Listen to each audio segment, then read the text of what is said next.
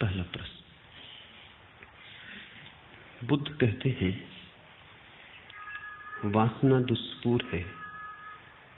उपनिषद कहते हैं जिन्होंने भोगा उन्होंने ही त्यागा। आप कहते हैं न भोगो न त्यागो वरन जागो। कृपया इन तीनों का अंतर संबंध स्पष्ट करें। अंतर संबंध बिल्कुल स्पष्ट है। बुद्ध कहते हैं वासना दुष्पूर है। बुद्ध वासना का स्वभाव कह रहे हैं। कोई कितना ही भरना चाहे भर न पाएगा। इसलिए नहीं कि भरने की सामर्थ्य कम थी। भरने की सामर्थ्य कितनी ही हो तो भी न भर पाएगा। ऐसे ही जैसे पैंदी टूटे हुए बर्तन में कोई पानी भरता हो, इससे कोई सामर्थ्य का सवाल नहीं। पैंदी ही नहीं है तो बर्तन दुष्पूर है। न सामर्थ्य का सवाल है, न सुविधा का, न संपन्नता का।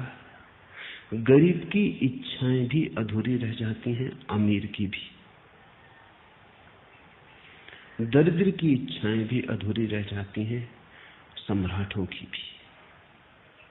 सिकंदर भी उतने ही खाली हाथ मरता है जितना राह का भिखारी। दोनों के हाथ खाली होते क्योंकि वासना दुष्पूर है।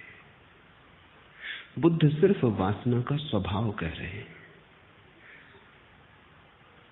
उपनिषद कहते हैं जिन्होंने भोगा उन्होंने ही त्यागा। अब जो भोगेंगे वही वासना का स्वभाव समझ पाएंगे, दूसरे तो समझेंगे भी कैसे। वासना से दूर दूर खड़े रहे, डरे रहे, भयभीत रहे, वासना में कभी उतरे ही नहीं। कभी वासना के उस पात्र को गौर से देखा नहीं, हाथ में न लिया जिसमें पैंदी नहीं। तो वासना का स्वभाव कैसे समझोगे? वासना के स्वभाव के लिए वासना में उतरने के अतिरिक्त और कोई उपाय नहीं। जो उतरेगा वही जानेगा। जो दूर खड़ा रहेगा वंचित रह जाएगा। जो दूर खड़ा रहेगा ललचाएगा। उसे पात्र तो दिखाई पड़ेगा, वो जो पैंदी नहीं है वो दिखाई ना पड़ेगी। और दूसरे के पात्रों में उसे ये भ्रांति रहेगी कि कौन जाने भर ही गए। सिकंदर तो बाहर से तुम देखोगे तो क्या तुम सोच पाओगे कि इसका पात्र भी खाली है? बड़े महल हैं, बड़ा साम्राज्य है, बड़ा धन वैभव है, बड़ी शक्ति संपदा है। कैसे तुम समझोगे? पात्र पर हीरे जवाहरात जड़े पर पैंदी नहीं। और हीरे जवाहरातों से थोड़ी पानी रुकेगा पात्र में। गरीब का पात्र टूटा फूटा है, 2 कौड़ी का है, एल्युमिनियम का है। सिकंदर का पात्र स्वर्ण का है, हीरे जवाहरात जड़े, पर दोनों का स्वभाव एक सा है। दोनों में पैंदी नहीं। दूर से तो पात्र दिखाई पड़ेगा, पास से ही देखना पड़ेगा, निरीक्षण भर आंख करना पड़ेगा, उतरना पड़ेगा, जीना पड़ेगा। इसलिए उपनिषद कहते हैं तेन त्यक्तेन भुंजीता। जिन्होंने भोगा उन्होंने ही त्यागा। बुद्ध कहते हैं वासना का स्वभाव, उपनिषद कहते हैं वासना को भोगने का परिणाम। जिन्होंने भोगा उन्होंने ही त्यागा। मैं कहता हूं न भोगो न त्यागो वरन जागो, क्योंकि भोगा तो बहुत ने, लेकिन उपनिषद का कोई इक्का दुक्का ऋषि जान पाया तेन त्यक्तेन भुंजीता। भोगा बहुत ने, लेकिन सोए सोए भोगा। सोए सोए भोगोगे तो भी नहीं जान पाओगे। आंख बंद हो तो पात्र को भरते रहोगे, पैंदी का पता ही ना चलेगा। मुल्ला नसरुद्दीन के जीवन में बड़ी प्राचीन घटना। एक युवक उसके पास आया और उस युवक ने कहा बड़े दूर से आया हूं, सुन के खबर, सुगंध की चर्चा सुन के आया हूं। बहुत गुरुओं के पास रहा, कुछ पा न सका। हताश होने के करीब था कि किसी ने तुम्हारी खबर दी और पक्का भरोसा लेके आया हूं कि अब हाथ खाली न जाएंगे। मुल्ला नसरुद्दीन ने कहा, उस संबंध में पीछे बात कर लेंगे। श्रद्धा है, क्योंकि श्रद्धा हो तो ही तुम सत्य को संभाल सकोगे। मेरे पास सत्य है, पर तुम्हारे पास श्रद्धा है? उस खोजी ने कहा, परिपूर्ण श्रद्धा लेके आया हूं, जो कहेंगे स्वीकार करूंगा। नसरुद्दीन ने कहा, अभी तो मैं कुएं पर पानी भरने जाता हूं, मेरे पीछे आओ, और एक ही बात की श्रद्धा रखना कि मैं जो भी करूं शांति से निरीक्षण करना, प्रश्न मत उठाना, इतना होश रखना। उस युवा ने कहा, ये भी कोई परीक्षा हुई? गया पीछे पीछे, ये कौन सी कठिनाई थी इसमें? नसरुद्दीन ने एक पात्र रखा घाट पर कुएं के। युवक थोड़ा हैरान हुआ, क्योंकि उसमें पैंदी न थी। नसरुद्दीन ने दूसरा पात्र कुएं में डाला, पानी भरा और पैंदी शून्य पात्र में उंडेला। युवक ने कहा, यह आदमी पागल है। सारा पानी बह गया और नसरुद्दीन ने तो देखा ही नहीं। उसने तो फिर कुएं में पात्र डाल दिया, फिर भरा, 2 बार, 3 बार, चौथी बार युवक भूल गया कि यहां चुप रहना है। उसने कहा, रुकिए, ये तो ताजिंदगी ना भरेगा, ये तो हम मर जाएंगे भर भर के, तो भी ना भरेगा, क्योंकि इसमें पैंदी नहीं। नसरुद्दीन ने कहा, बस खत्म हो गया संबंध।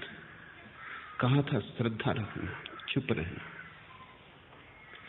और पैंदी से हमें क्या लेना देना है? मुझे पात्र में पानी भरना है, पैंदी से क्या प्रयोजन? फिर मुझे जब पात्र में पानी भरना है तो मैं उसके ऊपर ध्यान रख रहा हूं कि जब सतह पर पानी आ जाएगा, पैंदी से क्या प्रयोजन? उस युवक ने कहा, या तो आप पागल हो और या मैंने अपनी बुद्धि गंवा दी।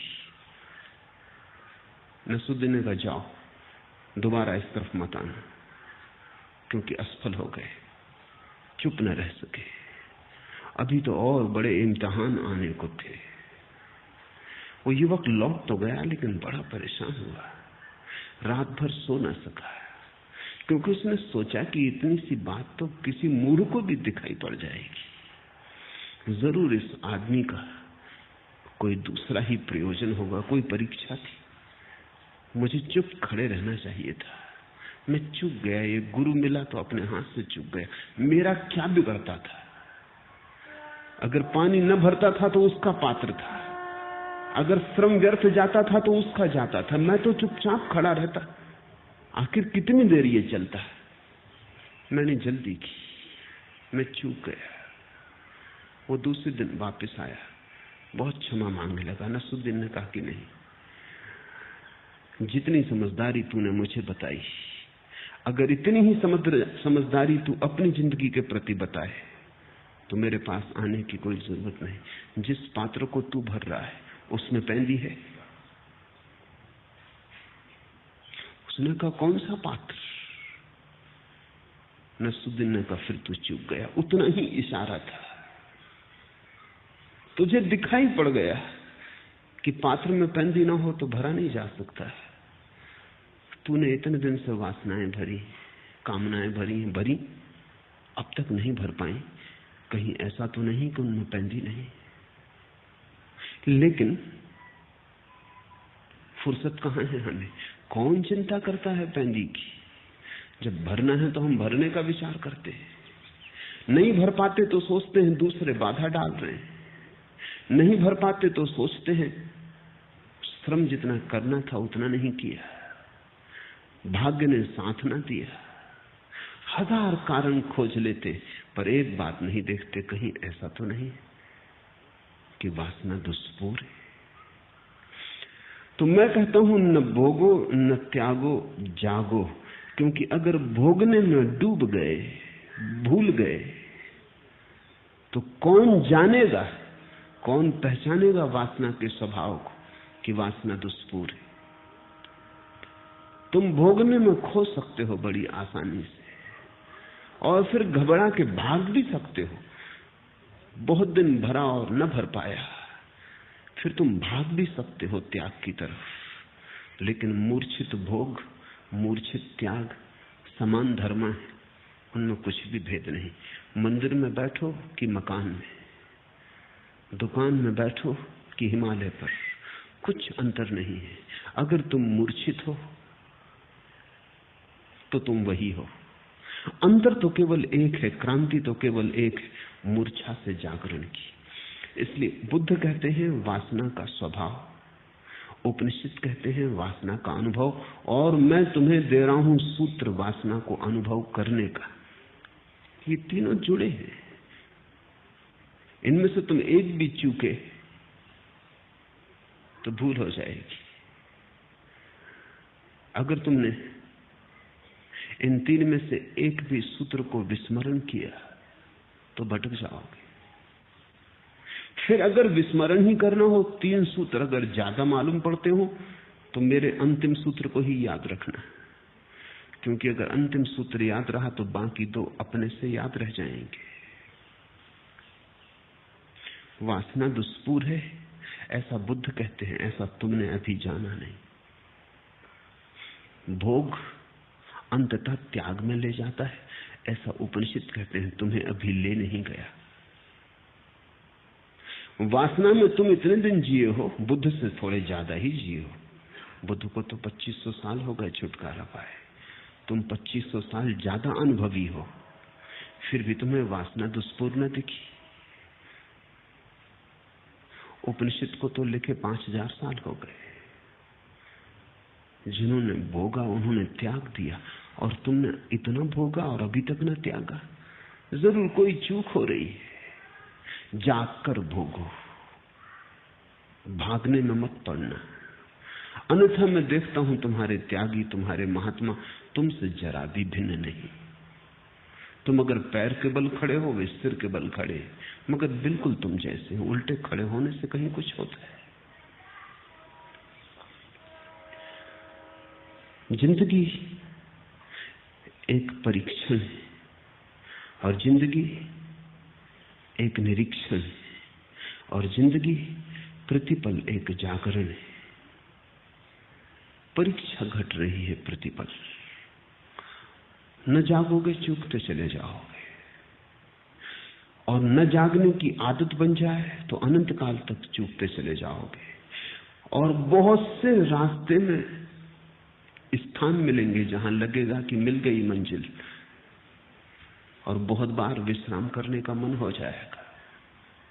लेकिन जब तक परमात्मा ही न मिल जाए, यह जिसको बुद्ध निर्वाण कहते हैं, वही न मिल जाए, तब तक रुकना मत। ठहर भले जाना, लेकिन ध्यान रखना कि कहीं घर मत बना लेना। ताब मंजिल, रास्ते में मंजिलें थी सैकड़ों, हर कदम पर एक मंजिल थी मगर मंजिल न थी। ताब मंजिल, उस सत्य की यात्रा के मार्ग पर ताब मंजिल, रास्ते में मंजिलें थी सैकड़ों। उस असली मंजिल के मार्ग पर बहुत सी मंजिलें मिलेंगी रास्ते में, कभी धन की, कभी पद की, कभी प्रतिष्ठा की, यश की। अहंकार बहुत से खेल रचेगा। हर कदम पर एक मंजिल थी मगर मंजिल न थी, और हर कदम पर मंजिल मिलेगी, लेकिन मंजिल इतनी सस्ती नहीं है।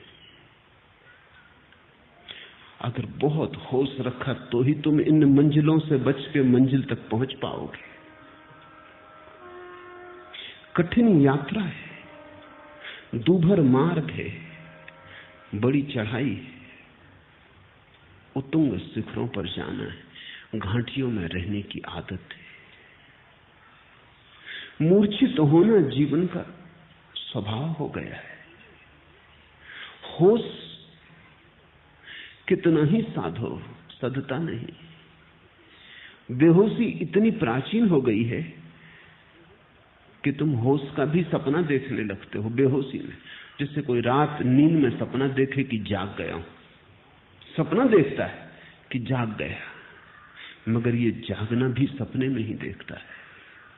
ऐसे ही बहुत बार तुम्हें लगेगा होश आ गया, लेकिन होश रखना। ताब मंजिल, रास्ते में मंजिलें थी सैकड़ों, हर कदम पर एक मंजिल थी, मगर मंजिल न थी। कैसे पहचानोगे कि मंजिल आ गई? कैसे पहचानोगे कि ये मंजिल मंजिल नहीं है?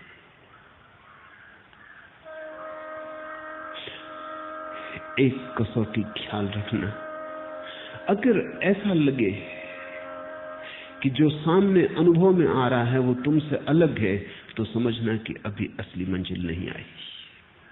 प्रकाश दिखाई पड़े, अभी मंजिल नहीं आई। कुंडली जाग जाए, अभी मंजिल नहीं आई। ये भी अनुभव है, ये भी शरीर के ही अनुभव है, मन के अनुभव है। परमात्मा सामने दिखाई पड़ने लगे, याद रखना मंजिल नहीं आई, क्योंकि परमात्मा तो देखने वाले में छिपा है, कभी दिखाई नहीं पड़ेगा। जो दिखाई पड़ेगा वो तुम्हारा सपना है। इसको तुम सूत्र समझो, जो दिखाई पड़े, अनुभव में आए, वो सपना। जिस दिन कुछ दिखाई ना पड़े, कुछ अनुभव में ना आए, केवल तुम्हारा चैतन्य रह जाए, देखने वाला बचे, दृश्य खो जाए, दृष्टा बचे, दृश्य खो जाए, कुछ दिखाई ना पड़े, बस तुम रह जाओ, ना कुछ तुम्हारे चारों तरफ। इसको बुद्ध ने निर्वाण कहा है। शुद्ध चैतन्य रह जाए, दर्पण रह जाए, प्रतिबिंब कोई ना बने,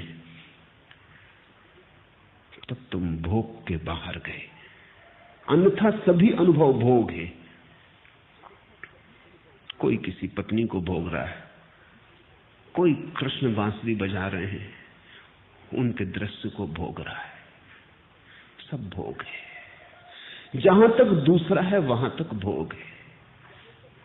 जब तुम बिल्कुल ही अकेले बचो, शुद्धतम कैवल्य रह जाए, होश मात्र बचे। किसका होश? ऐसा नहीं, चैतन्य मात्र बचे। किसकी चेतना?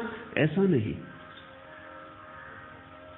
कुछ जानने को ना हो, कुछ देखने को ना हो, कुछ अनुभव करने को ना हो, उस घड़ी आ गई मंजिल।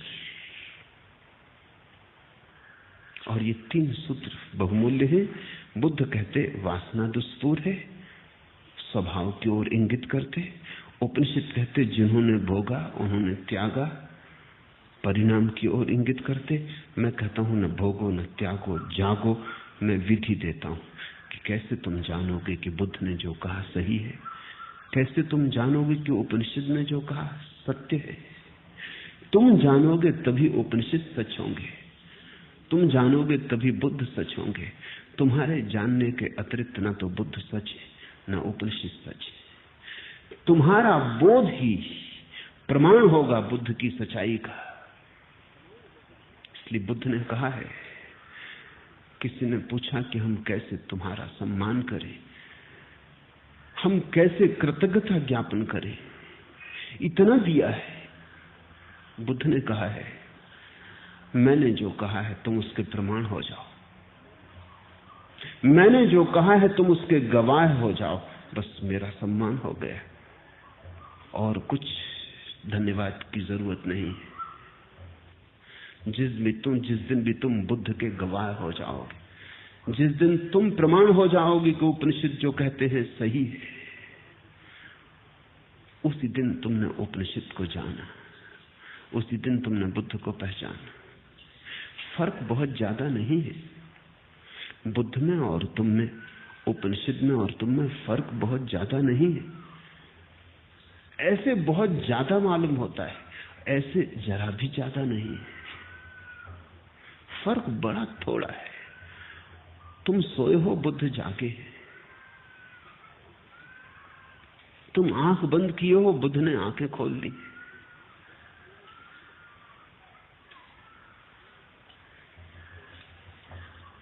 एक गीत कल मैं पढ़ रहा था,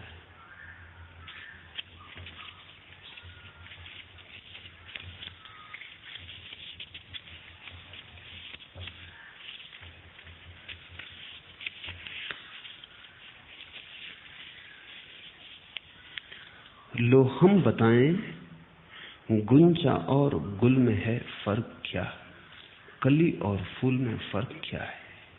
लो हम बताएं गुंजाओ गुल में है फर्क क्या, एक बात है कही हुई एक बेकही हुई।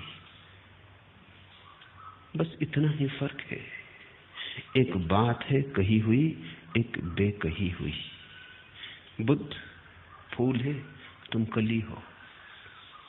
उपनिषद खिल गए, तुम खिलने को हो। जरा सा फर्क है, ऐसे बहुत बड़ा फर्क भी है, क्योंकि उतने ही फर्क पर तो सारा जीवन रूपांतरित हो जाता है।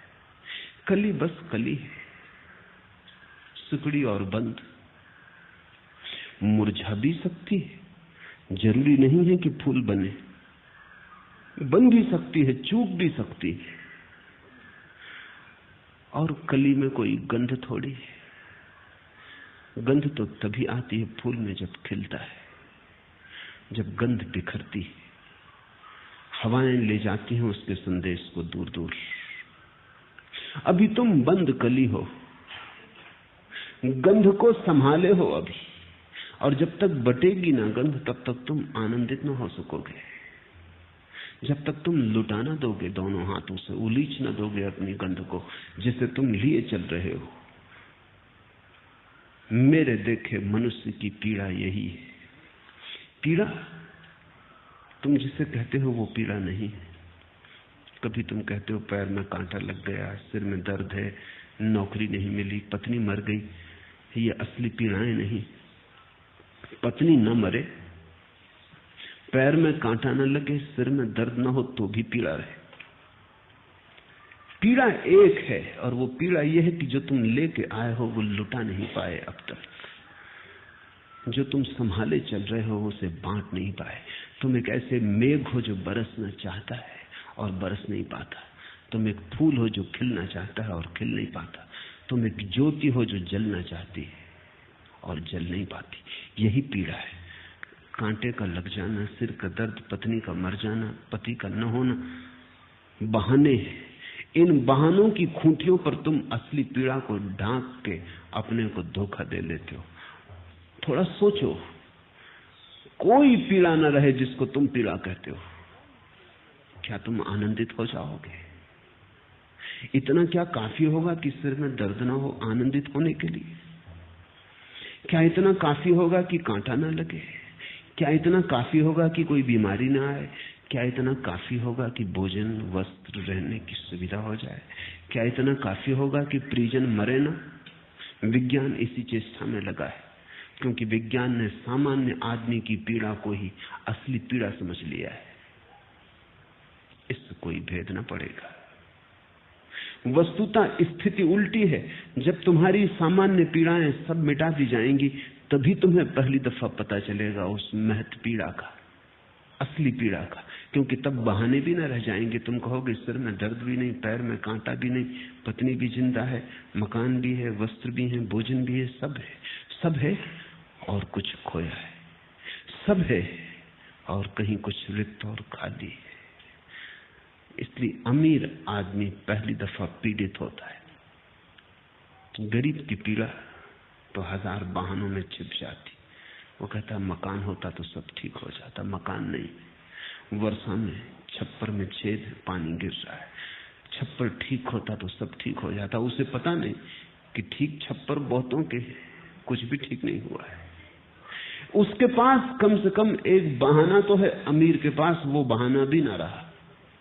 उस हालत में अमीर और गरीब हो जाता है। उसके पास बहाना तक करने को नहीं है कि वो किसी चीज पर अपनी पीड़ा को टांग दे और कह दे कि इसके कारण पीड़ा है। अकारण पीड़ा है। उस अकारण पीड़ा से ही धर्म का जन्म है। पीड़ा क्या है? पीड़ा ऐसी है जैसे कोई स्त्री गर्भवती हो, 9 महीने पूरे हो गए हों और बच्चा पैदा ना होता हो, बोझ हो गया, बच्चा पैदा होना चाहिए। कितने जन्मों से तुम परमात्मा को गर्भ में लिए चल रहे हो, वो पैदा नहीं हो रहा है। यही पीड़ा है। ठीक पीड़ा को पहचान लेना रास्ते पर अनिवार्य कदम है। जब तक तुम गलत चीजों को पीड़ा समझते रहोगे और उनको ठीक करने में लगे रहोगे, तभी तक तुम संसारी हो। जिस दिन तुम्हें ठीक पीड़ा समझ में आ जाएगी कि ये रही पीड़ा, हाथ पड़ जाएगा पीड़ा पर, तब तुम पाओगे कि पीड़ा यही है। लो हम बताएं गुंज और गुल में है फर्क क्या, एक बात है कही हुई एक बेकही हुई। जब तक तुम जिस गीत को अपने भीतर लिए चल रहे हो सदियों सदियों से, जन्मों जन्मों से, वो गीत गाया ना जा सके, जिस नाच को तुम अपने पैरों में संभाले चल रहे हो, जब तक वो नाच घूंघर बांध के नाच ना उठे, तब तक तुम पीड़ित रहोगे। उस नाच को हमने परमात्मा कहा है, उस गीत के फूट जाने को हमने निर्वाण कहा है, उस फूल के खिल जाने को हमने कैवल्य कहा है। तुम्हारी कली फूल बन जाए, मुक्ति मोक्ष मंजिल आ गई।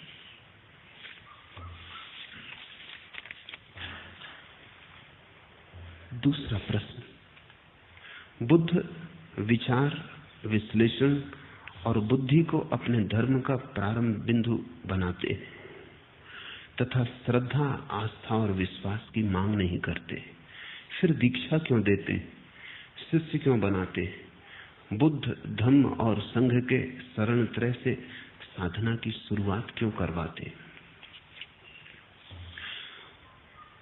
बुद्ध श्रद्धा के विरोधी नहीं है,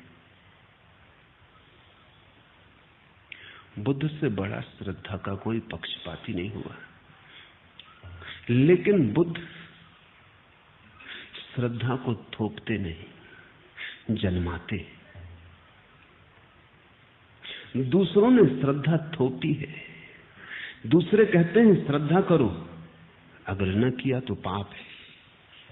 बुद्ध कहते हैं विचार करो, अगर ठीक विचार किया श्रद्धा आएगी, अपने से आएगी। बुद्ध तुम्हें चलाते हैं श्रद्धा की तरफ, दूसरे तुम्हें धकाते। चलाने और धकाने में बड़ा फर्क है। बुद्ध तुम्हें फुसलाते हैं श्रद्धा की तरफ, दूसरे तुम्हें धमकाते। वो कहते हैं श्रद्धा न की तो नरक में सड़ोगे, श्रद्धा की तो स्वर्ग में फल पाओगे। दूसरे तुम्हें लुभाते या भयभीत करते। शब्द है हमारे पास, ईश्वर भीरू, गॉड फीयरिंग। दूसरे धर्म डरवाते रहे, वो कहते हैं डरो ईश्वर से। छोटे मोटे लोगों की बात छोड़ दें, महात्मा गांधी जैसे व्यक्ति भी कहते हैं मैं किसी और से नहीं डरता सिवाय ईश्वर को छोड़ के। और डरते तो हो ही, इससे क्या फर्क पड़ता है कि ईश्वर से डरते हो। और बड़े मजे की बात है, संसार से डरते तो ठीक भी था, ईश्वर से डरते हो। ईश्वर से डरने का तो अर्थ हुआ कि आचरण जबरदस्ती होगा। ईश्वर से डरने का तो कोई भी कारण नहीं है। संसार से भला डरो, क्योंकि यहां उपद्रवी हैं, सब तरह के दुष्ट। शैतान से डरो, एक दफा समझ में आ जाए। परमात्मा से डरते हो, परमात्मा यानी प्रेम। प्रेम से कहीं डर का कोई संबंध बन सकता है? जहां प्रेम है वहां डर कैसा, और जहां डर है वहां प्रेम कैसा? भय के पास प्रेम की गंध नहीं उठ सकती, और प्रेम के पास भय की दुर्गंध नहीं आती। लेकिन धर्मों ने लोगों को डरना सिखाया है कि डरो, लोगों को कपा दिया है। बुद्ध ने लोगों को फुसलाया, धमकाया नहीं। बुद्ध ने कहा सोचो, बुद्ध ने कहा विचार करो, बुद्ध ने कहा जीवन को अनुभव करो, विश्लेषण करो। बुद्ध ने विज्ञान दिया, अंधविश्वास नहीं। लेकिन इसका यह अर्थ नहीं कि बुद्ध ने श्रद्धा नहीं दी, बुद्ध ने ही श्रद्धा दी। ऐसे सोच विचार जब तुम करने लगोगे, अचानक एक दिन तुम पाओगे श्रद्धा का पड़ाव आ गया। सोच विचार की यात्रा से ही कोई श्रद्धा तक पहुंचता है। इसे थोड़ा समझो, ये विरोधाभासी लगेगा। बिना सोच विचारे तो कोई कभी श्रद्धा तक नहीं पहुंचता, एक बात। दूसरी बात, सिर्फ सोच विचार से भी कोई कभी श्रद्धा तक नहीं पहुंचता। और तीसरी बात